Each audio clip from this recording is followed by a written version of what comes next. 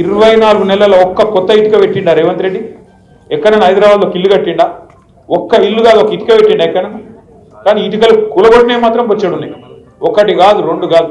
ఇక మీ కూకట్పల్లి ఎమ్మెల్యే సాబ్ ఇక్కడనే ఉన్నాడు. కూకట్పల్లిలో రోజు నాకు ఫోన్ చేసిండు కృష్ణన్న, అన్న మా దగ్గర బుచ్చమ్మ అని ఒక ఆమె చచ్చిపోయింది, ఉరి పోసుకొని అన్నాడు. ఏమైంది అంటే హైదరాబాద్లో వచ్చి ఆమె ఇంటి మీద స్టిక్కర్ వేసిరు, నీళ్లు కూడా కొడతామని నోటీస్ వేసింది. వేసే వరకు హైబత్ తిన్నది. తిని వాళ్ళ బిడ్డ ఇంటికి పోయి ఏడ్చిందంట, రాత్రి అంతా ఏడ్చింది.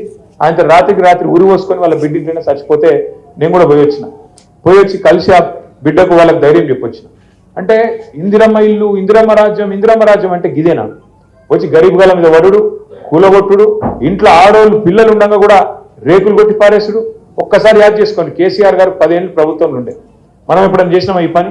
కూలగొట్టే పని ఏం చేసిండు కేసీఆర్? మీదకెళ్ళి ఏం చేసిండంటే 1,00,000 మందికి తెలుసో తెలియకనో గవర్నమెంట్ జాగాలో ఎవరైనా ఇల్లు కట్టుకుంటే 1,00,000 మందికి హైదరాబాద్ లో పట్టాలు ఇచ్చిన నాయకుడు కేసీఆర్. జీవో నంబర్ 58 అదొకటే కాదు, 1,00,000 డబల్ బెడ్రూమ్ ఇల్లు కట్టిండు కేసీఆర్. ఇలా కొల్లూరు పోయినా, మీరు చుట్టుపక్కల ఎటు పోయినా, మీ గల్లవర్తే, మీ చిత్తారామ బస్తీలో కానీ, ఇంకొకడ కానీ, కుక్కట్పల్లిలో కూడా ఇల్లు ఏడ జాగ్రత్త ఆడ కట్టినాం.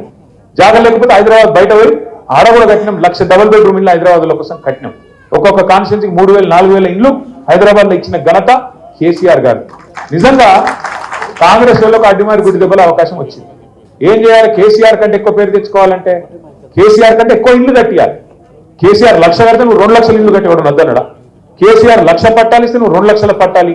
అంతేగాని కేసీఆర్ కట్టిండు కాబట్టి నేను కులగొడతా, మరి ఇదెక్కడ నీతి, ఇదెక్కడ రాజ్యం? ఇందిరమ్మ రాజ్యం అంటే ఇండ్లు కూలగొట్టుడే నీతా మనం అడగవలసిన అవసరం ఉన్నది.